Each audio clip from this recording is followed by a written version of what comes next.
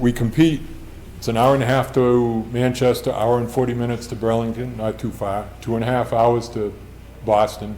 If you're out in the Midwest, a 2.5 hour drive would be nothing. Again, customer service here.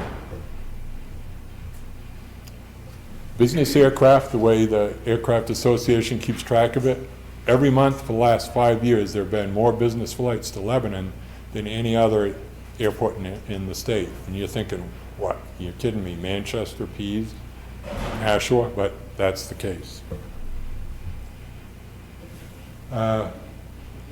Cape Air, there we are here, 55-minute flight to Boston.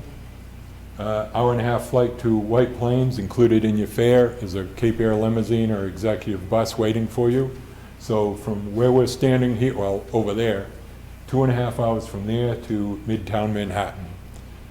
5 o'clock breakfast, get to the airport about 6 o'clock, get to Manhattan about 9, have about a 7.5 hour day in New York, get back here, and you can have supper back home at 7 o'clock.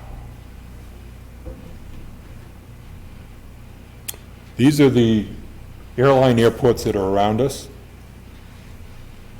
So what does that mean, flying to Boston? Nobody wants to fly to Boston from here. They want to continue on.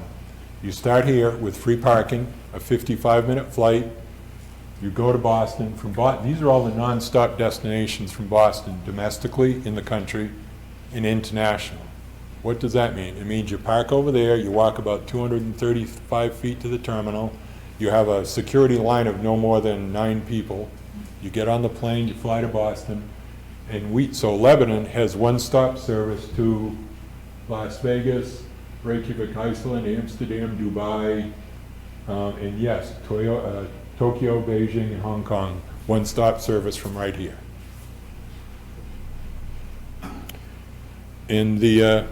We're doing okay. I know we've heard otherwise. Manchester is suffering because Southwest is shifting from Manchester to Boston.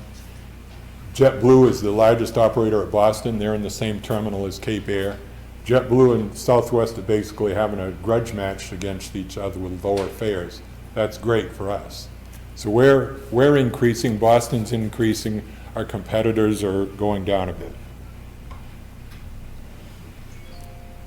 There's the tower. We service business jets here all the time, right here at Granite Air.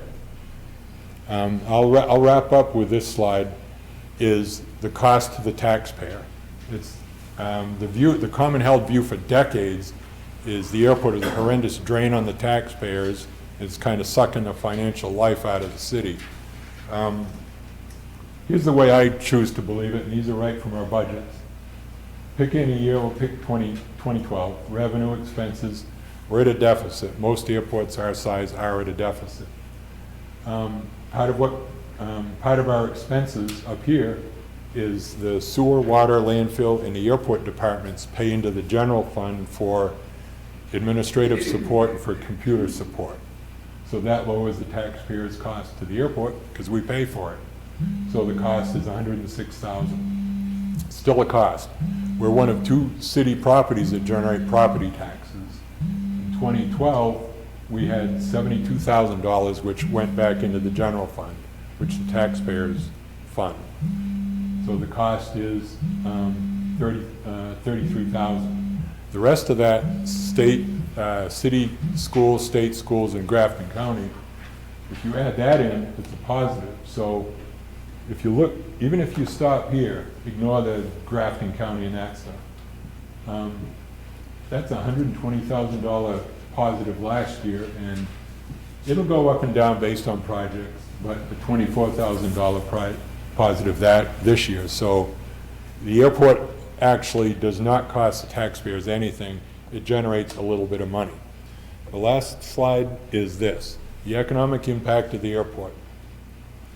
The example I'll give is this. I make a wage, not much, but I make a wage. Every once in a while I get down the hill to D'Angelo's to buy a sandwich. So my wage was generated at the airport. My money goes down to D'Angelo's. They take my money and they buy supplies, they hire people. That's an economic impact at D'Angelo's, which is region-wide. So on the airport with wages and sales, 14 million. Capital projects, again, funded by FAA and the state 95%. The operations of the airport and what we spend. Visitors, really, really important. Part of what the benefit of the airport is we don't just trade money amongst the people in the city, we bring money into the city. 3 million. So at the bottom, what this says, this was a New Hampshire system plan just done, $26 million to the regional economy generated by the airport. That's a pretty substantial number.